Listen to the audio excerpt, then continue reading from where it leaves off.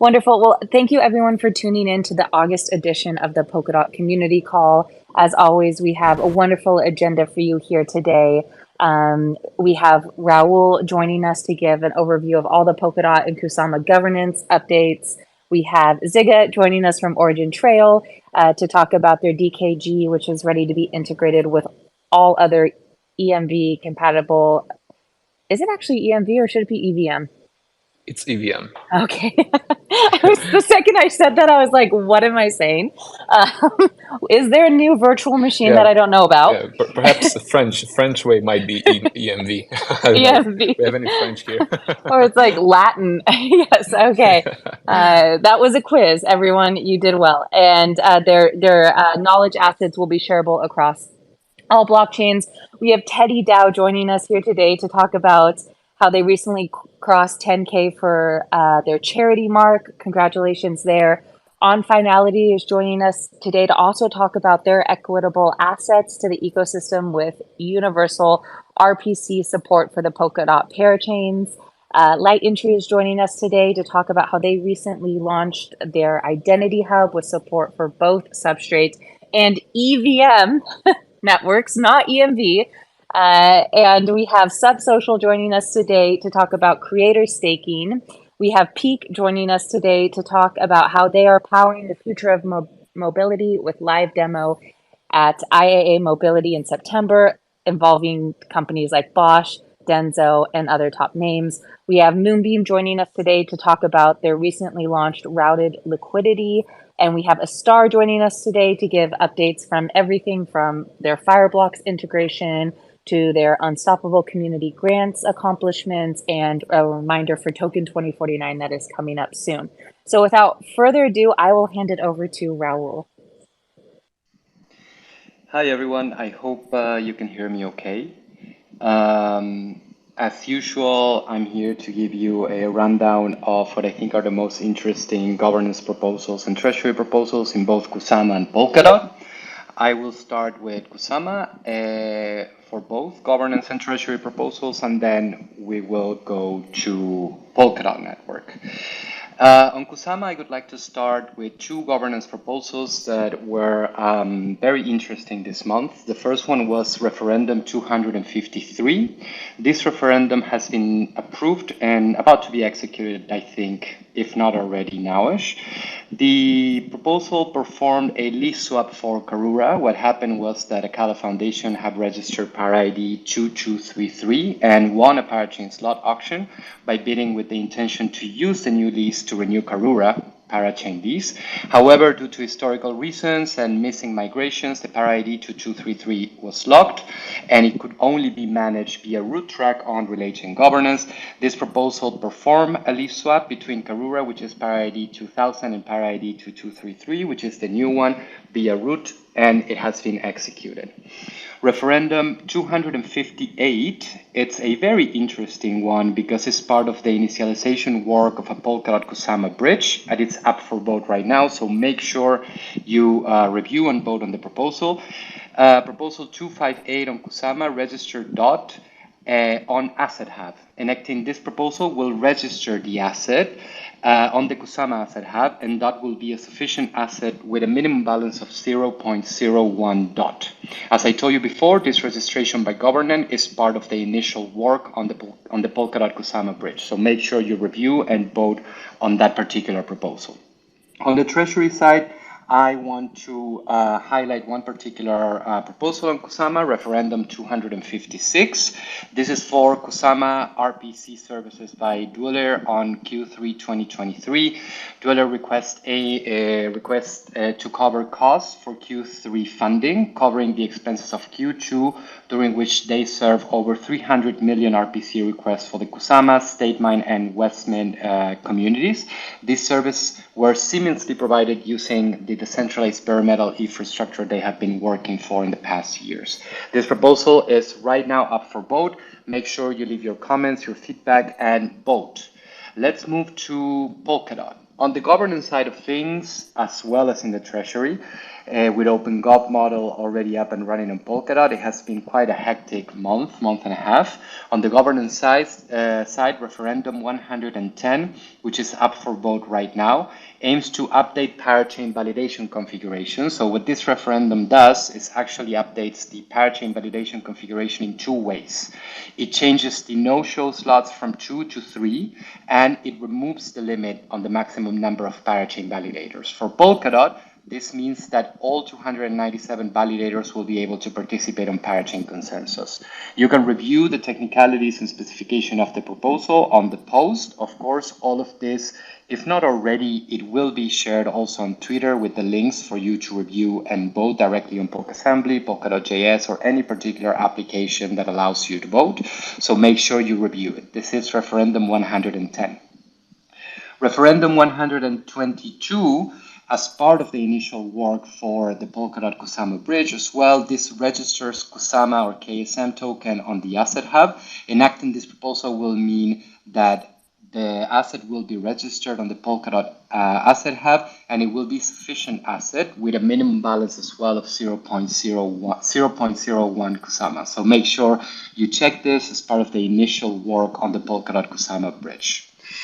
On the other side, referendum 130 cancels the old auction schedules that was replaced by a new schedule after the OpenGov inclusion. As some of you might remember, referendum 56 aimed to cancel, besides rescheduling the auction schedule that the community approved. Besides rescheduling again this due to a bad origin problem, the referendum also aimed to cancel the auctions that were resulting in an issue with bad origin problem to clean the scheduler. However, since the proposal was up for vote and approved in the action admin track and the cancellation of these actions needed root origin, then the cancellation was not successful. So what referendum 130 aims to do is to complete referendum 56 plans. This proposal cleans the scheduler from future failed auctions, leaving only the new schedule for auctions on the scheduler. It's up for vote right now. You can check all of the information on the forum post. On the treasury side, we have a few proposals that are up for vote right now on Polkadot. I have to say that this month has been the month of multi-sig applications and enterprise applications for the treasury. So make sure you take into account these proposals, go to review and vote them. The first one I want to talk about is referendum 109. This is the proposal for PolkaSafe Milestone 2 retroactive funding proposal. PolkaSafe is a tool that is built on top of Substrate multisig palette and is designed to provide a seamless user experience and robust security features for managing assets on the Polkadot ecosystem with the multisig palette. The team created a product that offers a comprehensive set of tools and ensures safe and efficient management of your assets on the Polkadot network. Make sure you check it out. You can already also use the application. So if you want to try it out and test it, you can also leave your feedback on the Polkassembly page. Referendum 120 is a proposal for Multics, which is for further development and Cypress tab testing plugin. Multics is a simple interface to manage complex multisigs. This proposal for the development is coupled with the building of Cypress plugin to benefit Polkadot dApp developers and Ultimate dApps users as well. It's up for vote as referendum 120. Referendum 125, which was up for vote, it's been up for vote for the last 2 days, I think, aims to cover Nova Spectre Milestone 3 proposal. This includes dynamic derivations, Wallet Connect version 2, proxy accounts, cross-chain transfers, fiat values, Ethereum address support, staking improvements, wallet details, and more. Nova Spectre, as some of you might know, is an all-in-one Polkadot desktop application that is focused on enterprise adoption. You can already test it and use it. You can find the link and download it on the Novasama Technologies website, and it provides then one-stop shop for stakeholders with advanced needs, enterprises, DAOs, and individual users in the entire ecosystem. Make sure you check it out. It's referendum 125. Referendum 101 to cover milestone 3 of the Polkadot ECA hackathons at Harvard and London. This is also a retroactive grant completion for the completion of the milestone 3, holding the 2 in-person Polkadot hackathon in the US and in the UK.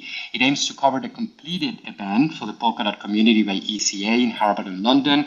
This proposal includes on the governance post a report on all of the details, technicalities, the topics, and the budgets for both proposals, for both events. So make sure you check it out. Leave your questions if you have any, and then vote. Referendum 105 is a proposal that is also up for vote, very interesting, by Open Zeppelin in partnership with the Polkadot ecosystem growth teams. This proposal is for Open Zeppelin to create a dedicated open source development team that will work with the Polkadot community to define and deliver new Polkadot parachain runtimes, improvements, and other underlying specification palettes as necessary, which will speed the development and improve the security of new parachains for a variety of uses. Full details, including budget and milestones, can be found on the post. This is referendum 105. Make sure you check it out. And last but not least, on the Treasury list, referendum 111, proposing the curator for the Polkadot Assurance Legion bounty. As you might remember from our last call, the Polkadot Assurance Legion bounty was up for vote. This was already approved. So after approved, the second step for a bounty is to elect the curation team. The bounty entered in its second step, as we said before. The goal of the bounty is to make audits more accessible to all consumers of Polkadot block space.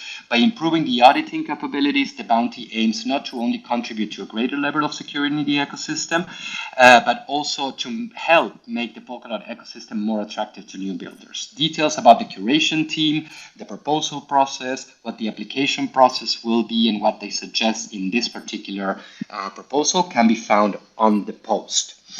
Last, I have 2 announcements to make. The first one, which is very important and relevant for the Polkadot community, particularly for builders, is that, as you might see on Parity Technologies Twitter, they announced that from tomorrow, the engineering team will merge the repositories of Cumulus, Substrate, and Polkadot into a single monorepo called the Polkadot SDK. By Monday, everything should be ready for developers to start using it and to migrate issues and PRs as well. The motivation behind having this monorepo is to alleviate the frictions that happen in the development processes when adding breaking changes or adding stability across all related repos. Full information, FAQs about the merge and what to expect for builders and developers can be found on the tweet that was just shared in the Polkadot community call. And the second announcement I want to give really quick is that, as many of you might know, if you're in Berlin or if you're coming to Berlin for Berlin Blockchain Week, Protocol Berg will happen in Berlin. This is a one-day technical conference that targets an audience of protocol system network engineers, decentralized infrastructure administrators, researchers, and other people. It aims to bring distributed technology ecosystems together to exchange concepts and technologies, to talk about problems and discuss solutions. And this happens on the Friday of Berlin Blockchain Week, on the 15th of September. As you might know, a number of Polkadot community members are speaking at the event, including Rob Habermeyer, Rob Kay, Sasha, and Gavin Wood, which is giving a keynote speech. For this reason, I want to tell you that if you're going to be in Berlin, if you're going to be enjoying Berlin Blockchain Week during that time, if you happen to be in Berlin during the time and you want to attend the event, make sure to contact me. You should know where to contact me. I can provide some tickets for you to attend and participate in the discussions as well. And with those announcements, I say goodbye, and I'll talk to you next month, and I hope everyone is doing well. Thank you. Thank you, Raul. Did everyone get that? Because there'll be a quiz at the end of the call.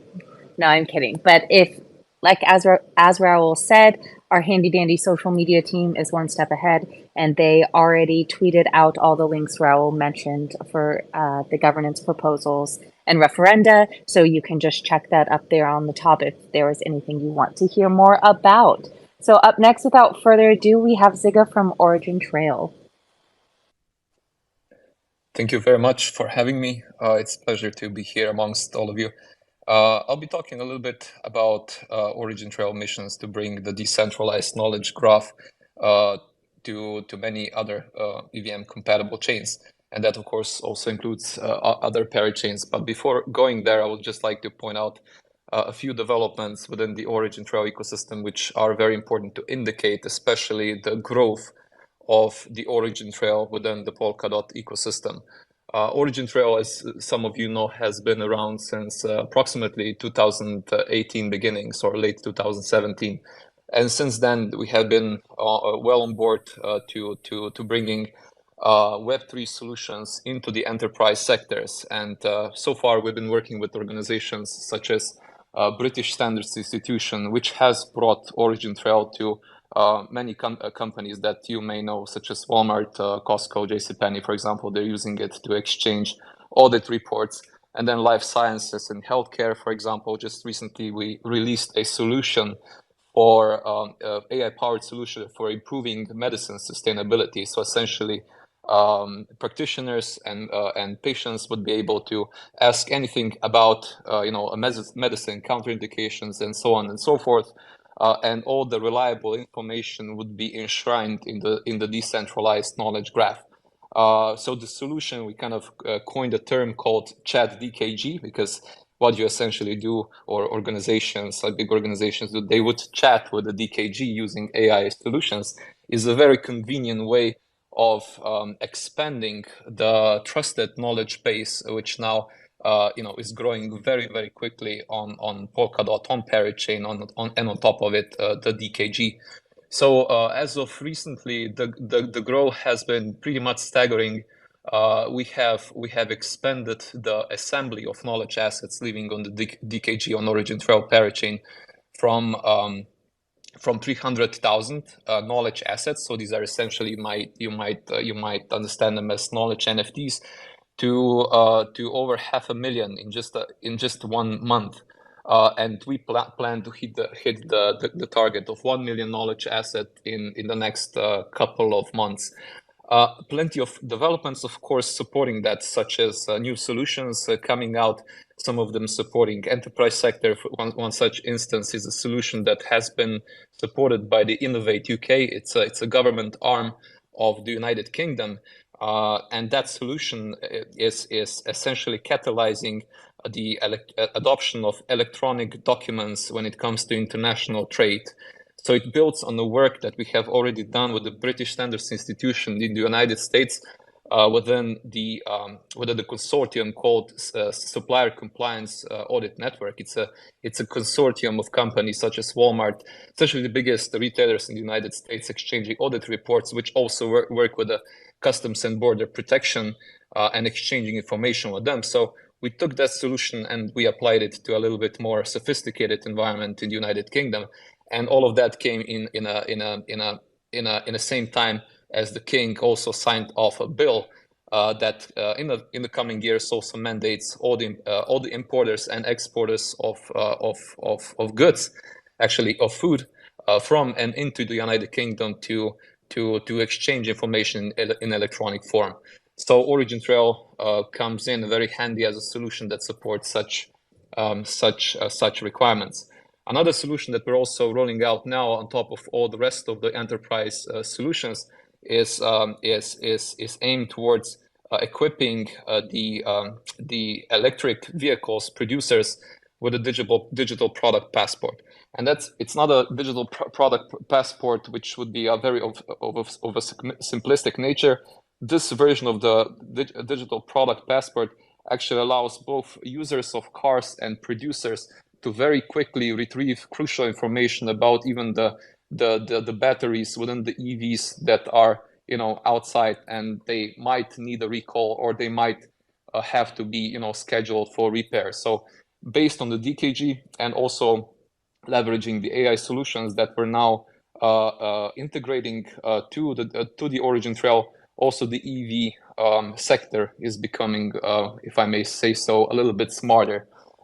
So all of this is supporting a quick growth, and just now we also have another session of the initiative that we call the Chat DKG, and within the Chat DKG we are integrating AI solutions with a decentralized knowledge graph, and so far we have been joined by by the representatives of Google, representatives of some of the most important, one of the most important vector database builders, Zillis, and they're building a database, vector database called Milvus.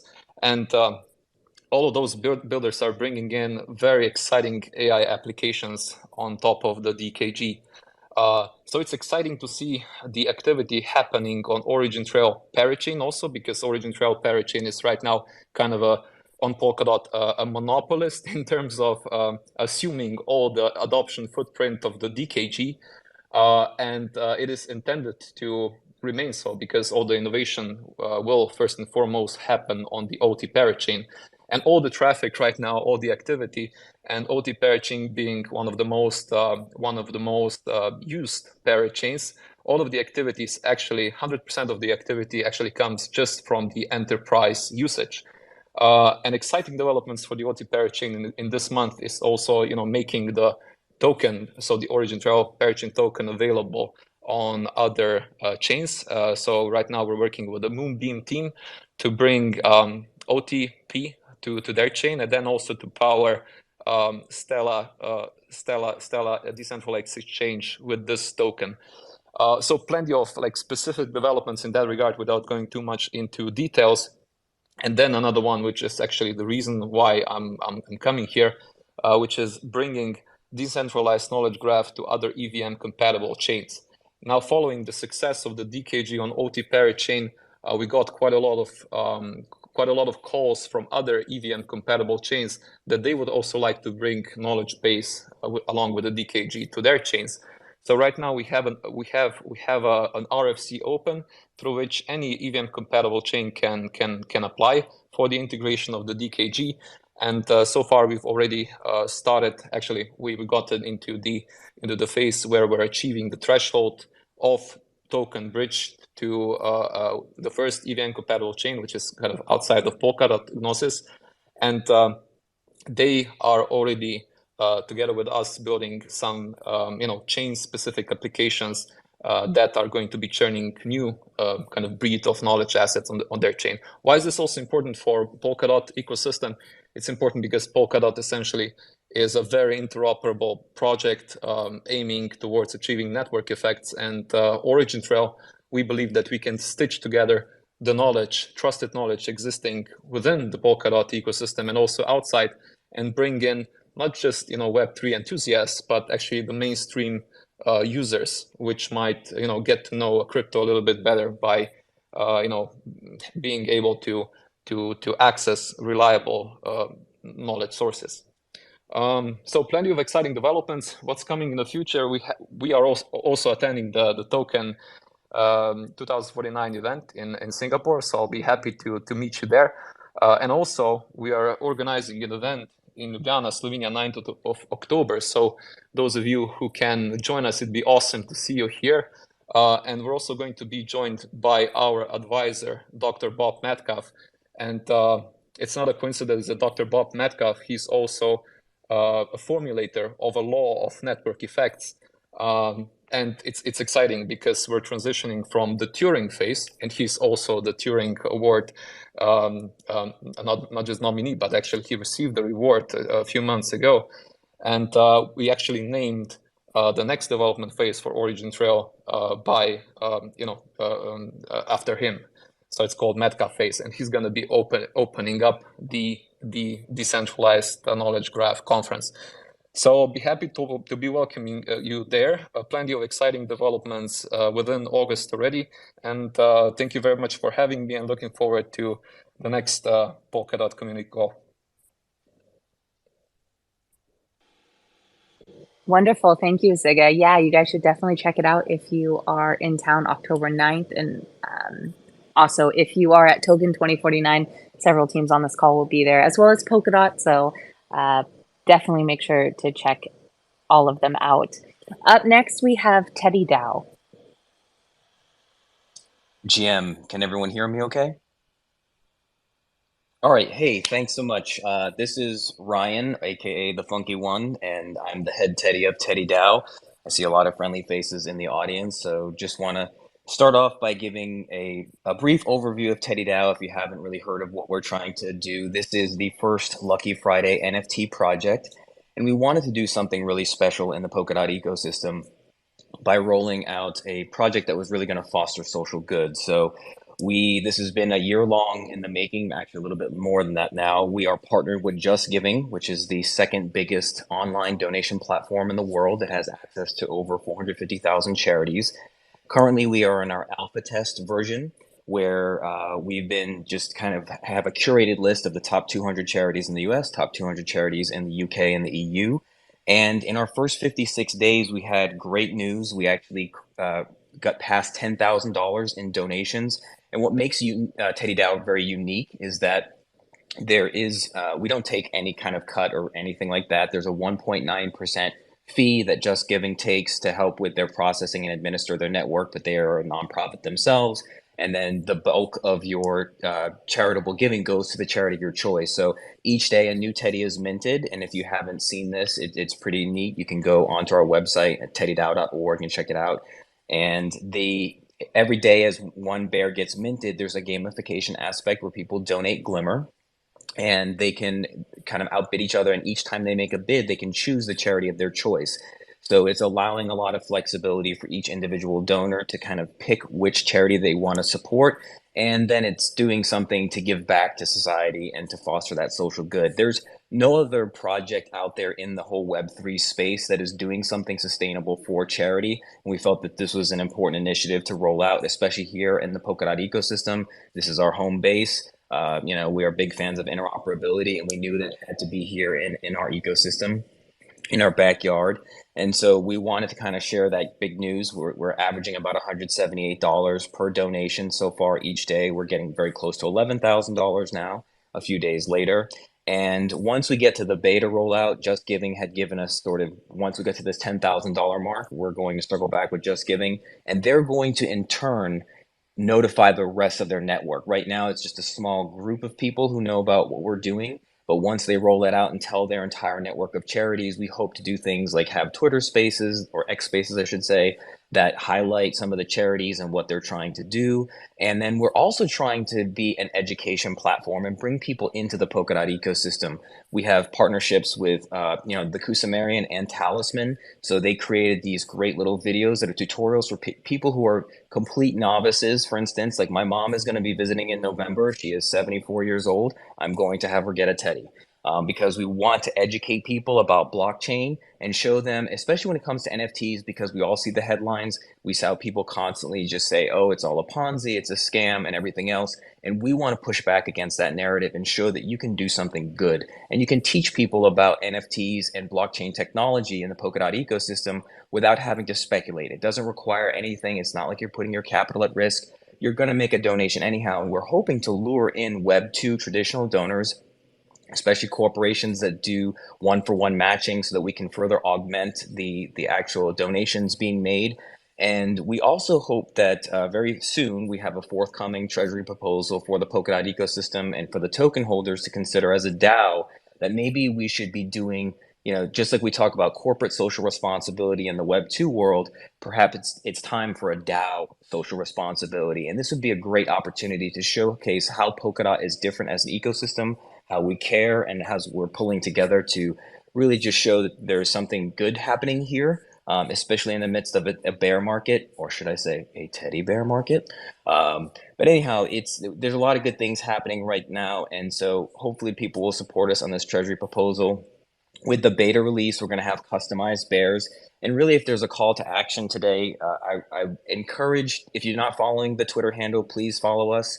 But we really want to get parachain teams and founders and leaders in the ecosystem to get involved.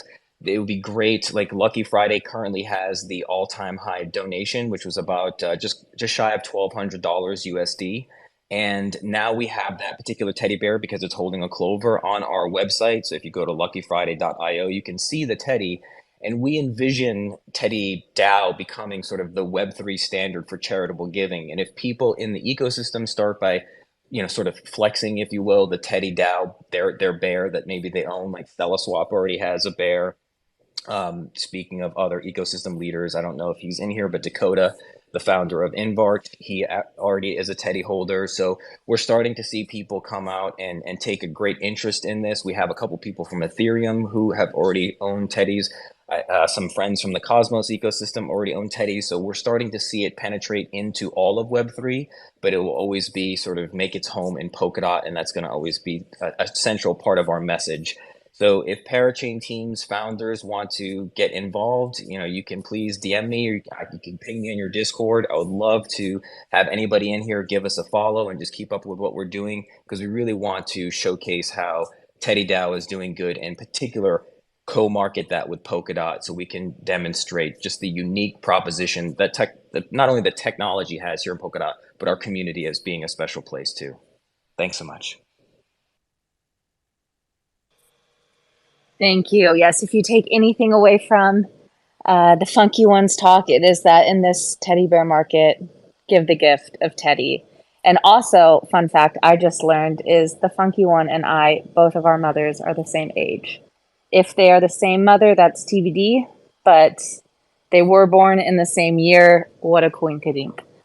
Up next, we have OnFinality.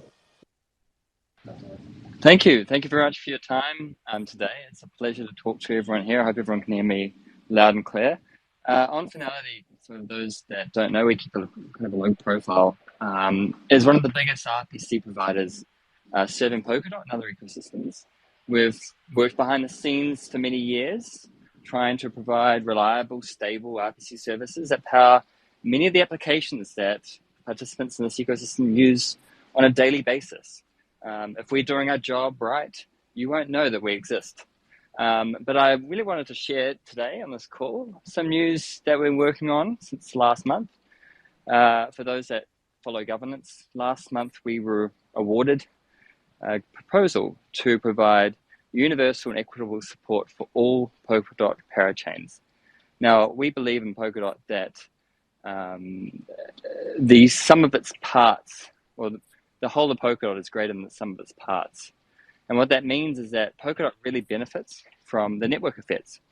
The ability for you as a user to go and access any of these Polkadot parachains with the same tools, regardless of what parachain you're on. These scanners like Subscan or Polkaholic will work. The wallets like Talisman and Nova Wallet will also work. And all these other governance tools will also work. And they work seamlessly across all these different 40 parachains and growing. So the proposal that we put forward last month was to provide universal and equitable RPC support for every single parachain. And I just want to share on this call today that we've done or made huge progress in that. We have launched support for every single parachain. There's a couple just left over at the moment. Specifically Turn, Moonsama, and Hash Network we're working with at the moment to get going. But it really shows you the network effects that Polkadot has, where anywhere you go on Polkadot, you get excellent infrastructure, excellent tooling, and excellent services with a thanks to all these different providers, some on this call as well. It's the first step, though, for a bigger piece of work that we're working on, which is providing kind of more universal support for other services. And so we've been doing some work on that with other RPC providers. But what we do believe is that diversity and the number of parachains is going to grow. But for Polkadot to really succeed, we want to make sure that it is easy as possible to move around, as easy as possible to access, regardless of how big or how small the parachain is, so we can maximize the ability for these parachains to work together, and the ability for assets to move between spaces, and of course, the ability for Polkadot to thrive. So that's just a short update I wanted to share. And yeah, it's an excellent thing to see that the Polkadot ecosystem is thriving in this way. Wonderful. Thanks, James. Yes, absolutely. This is a great thing. I can testify they have been behind the scenes since day one for, I think, just as long as I've been here. So, and many people don't know them, but everyone should. So thank you for all that you do. Up next, we have Litentry. Hey everyone, thanks for having us. This is Teun, Growth Director at Litentry. We have had a very exciting month with the launch of the Identity Hub, our long-awaited product that is running on top of our parachain. What is the Identity Hub exactly? The Identity Hub is a identity management tool for your decentralized identity, which is currently spread across many of the blockchains that you are visiting and operating on, such as Polkadot, Kusama, Ethereum, but also each of the parachains that are present in this call today. But we see your decentralized digital identity as bigger than just blockchains. Also Web2 accounts such as Twitter, GitHub, Reddit, and potentially the whole Meta suite could be carrying signals or data points of your digital identity. And we allow with the Identity Hub to bring that all together, in privacy and in security. And that's why we have set up the Identity Data Vault, which is essentially a trusted execution enclave, the same technology as is being used to store your biometrics on your iPhone. So a very battle-tested technology that essentially allows us the same outcome as a zero-knowledge proof. When a user comes to the Identity Hub and starts collecting their digital identity data in the Identity Data Vault, they can prove certain truth statements about their identity without disclosing the original root accounts. So if I'm carrying a certain amount of DOT tokens and I would like to prove that to a friend of mine without showing in which accounts those DOT tokens are stored or on what address, I'm able to issue a truth statement about my identity and share this with a friend. And that offers us a lot of new interesting ways to start playing and leveraging your decentralized identity in Web3. A lot of different opportunities to really show who you are, show the contribution that you are providing to certain projects and protocols, but also unlock a more equitable future for everybody. You could literally be whoever you wanted without disclosing who you truly are, but still get access to the same opportunities than due to your talent that now can be proven with the help of these credentials or these truth statements about your identity. So we invite everybody to visit our website and sign up for the whitelist. We are currently onboarding potential users in batches and have an experience on the Identity Hub, aggregate your identity, bring both your Ethereum and your Polkadot accounts all together in the Identity Hub and generate some credentials that signal some truth statements or some characteristics of your decentralized identity. We're also inviting Web3 projects to reach out to us and to see how they can offer benefits and rewards for their most valuable users or users with certain characteristics that they want to attract. Because pretty soon, the Identity Hub is really a gateway to the Ethereum ecosystem as well for Polkadot parachains, since we both allow Ethereum or EVM-based addresses and substrate-based addresses to be present in the Identity Hub as a true signal of an ambition to go to an multi-chain or interoperable future. So we invite Web3 companies and projects to come and set up a profile in the Identity Hub in which they can let the Web3 industry know what type of users and what characteristics they would value to attract in their projects, and also show that they value such identities with the help of some benefits and some rewards. Reach out to us. We're always available on one of our channels to speak and to ideate on how identity can unlock new amazing use cases in Web3. Thank you very much. Thank you. Awesome stuff. Up next, I hope you guys aren't vegetarian because we got some young beef hear from SubSocial? That may be the best intro I've ever had. Have you ever got it before? I was wondering. No, it's a first. Oh, wow. Amazing. You heard it here first, everyone. Okay. Yeah, GM everybody, happy to be here. I'm going to talk about creator staking a little bit.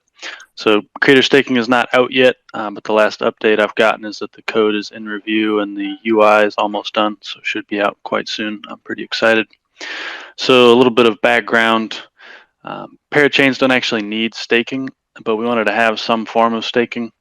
So our creator staking system was heavily inspired by Astar's dApp staking idea, and we basically just expanded it to include community and content creators on top of application creators. So the goal with creator staking is to align the incentives of everyone to really facilitate network growth. The hardest problem when launching a new network is how to build network effects. It's a chicken and egg problem. If you don't have content, you won't have any users, and if there's no users, no one's going to make content. So the way that creator staking works is basically any creator, such as a community creator, content creator, dApp creator, they can register as a creator. And then if you hold sub tokens, you can basically stake to that creator. Now, regardless of which creator you stake to, the rewards will be the same. So it's essentially an incentivized vote to basically pick your favorite creator, either which application you like the most or who you think makes the best content, or someone created a community, you really feel at home there, so you want to stake towards that community. So this incentivizes network growth with new applications, content, and communities, and it increases the quality of curation. We already curate content in Web2 networks with our views and engagement, but this essentially adds a second layer. Web2 networks right now, they skew towards preferring quantity over quality because of ads. That's how they make most of their revenue. Obviously, quality is always important. If you're not making quality content, no one's going to care. But once you get to sort of a high level of quality, you can still try to eke out that extra marginal quality and really make like a masterpiece. But the networks prefer and reward making more quantity. As they get more views, they can show more ads. So with creator staking, it allows creators to choose to focus on absolute top quality if they want to, and it rewards users for more in-depth curation. For example, you might have two different creators, A and B, and let's say that Alice makes a masterpiece every month, and Bob makes some pretty good content and he publishes every day. With current network setups, Bob is going to be rewarded a lot more simply because he's making 30 times as much content. And maybe I prefer Alice's work a lot because it's really good, but as far as the network sees it, I'm interacting with Bob's content more. I prefer him.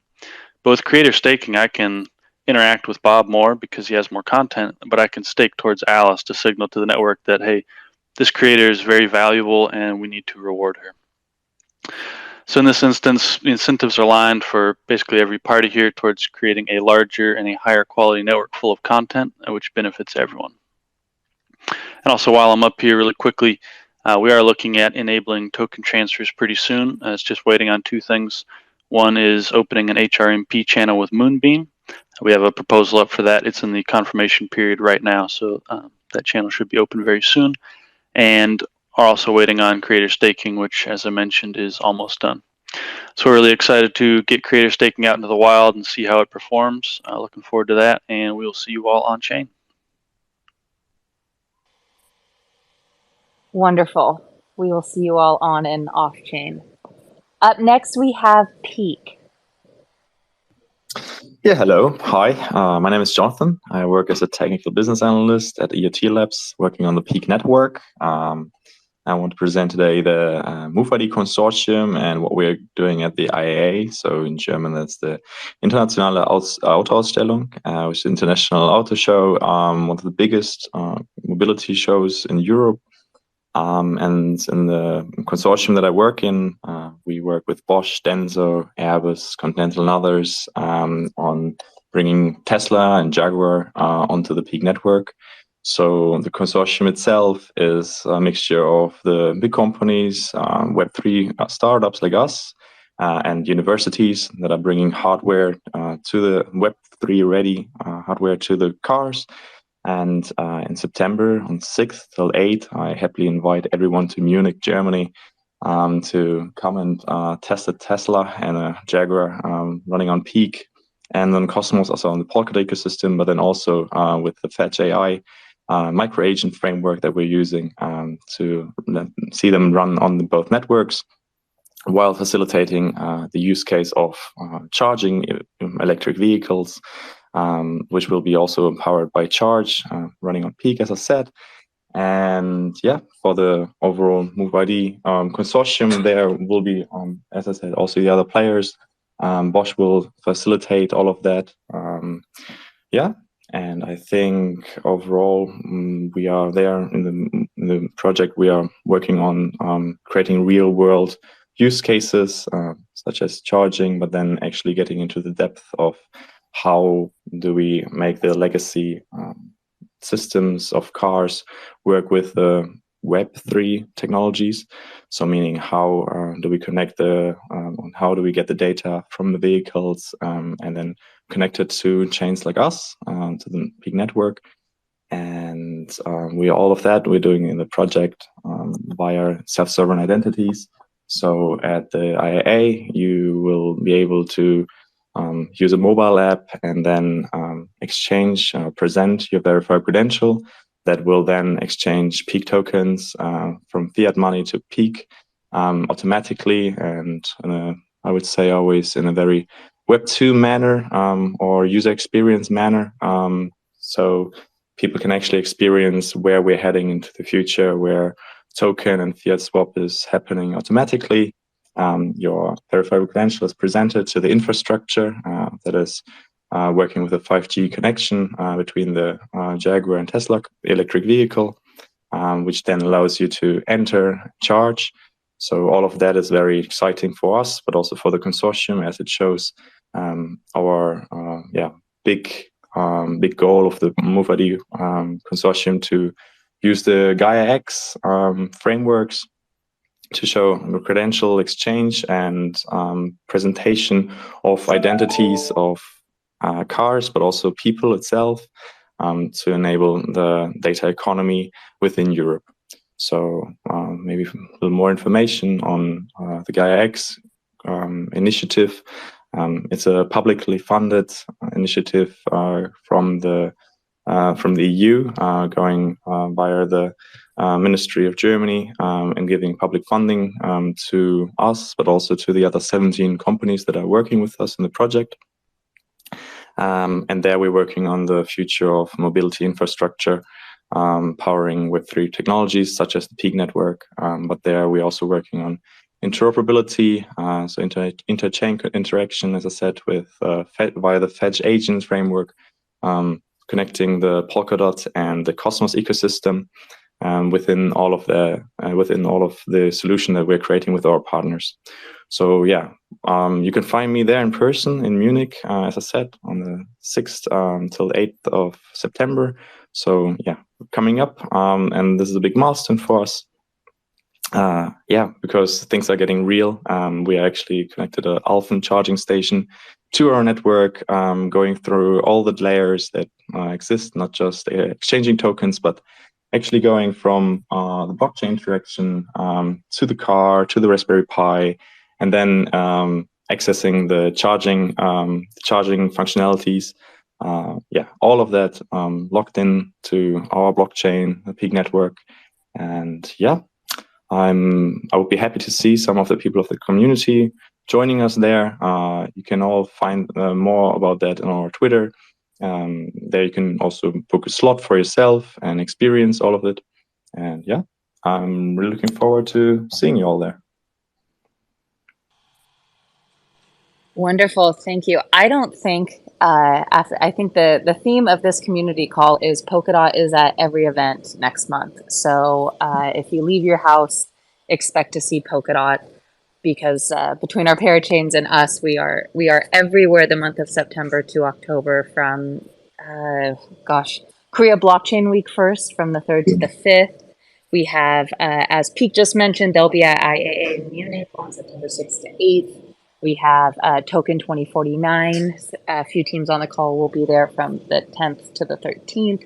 We have Protocol Berg, like Raul said, in Berlin for Berlin Blockchain Week, where we have like both co-founders, Robert Hauermeyer and Gavin Wood, plus Robert Kay and Sasha and other employees speaking. We have Sub-Zero, September 20th and 21st in Lisbon. We'll also be at Masari Mainnet in New York. That's also the 20th to the 23rd. We have Centrifuge and teams at RWA Summit in New York following that. And Ziga, you mentioned something on October 9th. Was that in Slovenia? Yes, correct. It's a DKG conference. Warmly A invited. DKG. Yeah. Warmly invited. So if you leave your house in the next month, expect to see us, but also join us anywhere in the world. We will try to be there if we're not already there. All right. Up next, we have Moonbeam. Hello, hello. This is Katie from the Distractive team now, which if you haven't heard is the new agency we formed, myself and Nate from the BD team.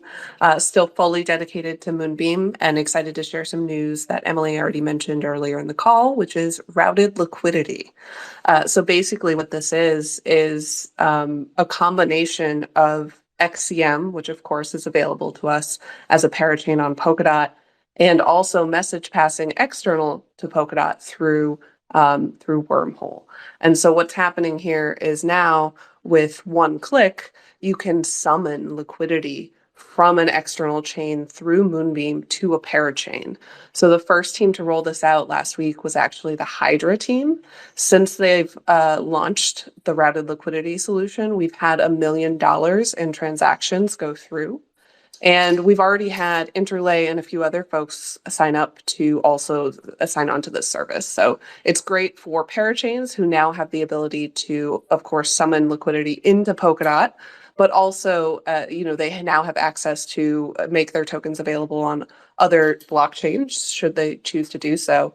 And of course, it's better for users as well. So that saves you the burden if you're a frequent Hydra user. It saves you the burden of having to go to Moonbeam and bring tokens in there manually and then transfer it across using XCM. So it's hopefully a usability gain for everyone, and of course makes liquidity much more accessible for all the different parachains across the ecosystem. So we're really excited for this.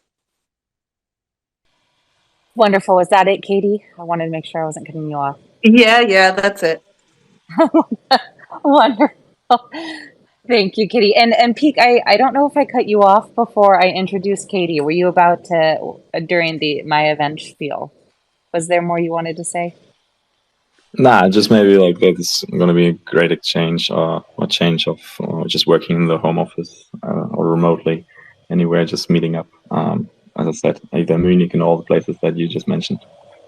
No. Yes, absolutely. Wonderful. All right, last but certainly not least, we also have Astar joining us here today, who will also be at events that they will also invite you to. Thank you. And similar to Katie, I'll keep it short and sweet. I'm Rams, Community Growth Lead and BizDev here at Astar. We just wanted to update everyone on current recent milestones. We've integrated with Fireblocks, helping us with the onboarding and the continual adoption of enterprises, especially in Japan. And we're excited to showcase our leading DEX, ArtSwap, who is also available to be found through Fireblocks as well. And secondly, we have currently a program called the Unstoppable Community Grants, UCG, which is basically using our feature of DApp staking, which is going into its version 3 soon, and dishing out grants through almost like a faucet system for these teams. These 8 teams that are in the process of applying and confirming and being listed as a DApp are all basically governed by the community, chosen, voted on, and then listed by the users themselves. So this is an exciting moment because we're sort of switching around how the grant systems work in our space and adding a little bit more control to it and giving it to the community to manage. And lastly, if you're in and around Singapore, please visit us at the token 2049, where we'll be having some wonderful news for the whole space. Thank you.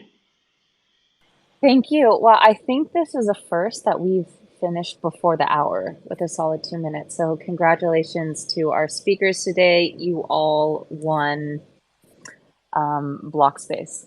I don't know what to say. You won. Thank you to everyone who tuned in today. All of you listeners, if anyone joined late, have no fear. This recording is made available directly after the call, so you can re-listen to everything you heard. Also pinned above is all of these teams. We have their tweets that reference their talking points and the things that they discuss. So if there's anything you want to know more about, you will also be able to see these tweets after the call as well, and you can go skim through and see all the relevant links.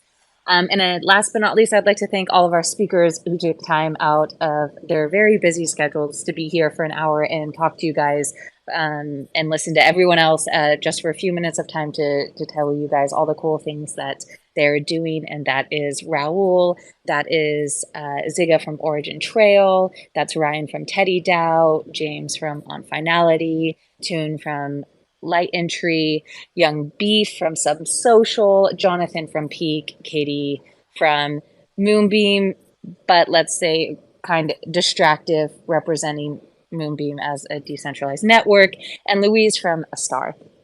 Thank you to everyone, and we'll see you next month for, well, also the September edition of the community call. But again, like I said, if you just leave your house one of the days next month, you'll likely just see us in your hometown or in your area. So looking forward to seeing you guys all at all the wonderful events and virtually here and in the block space. Thank you.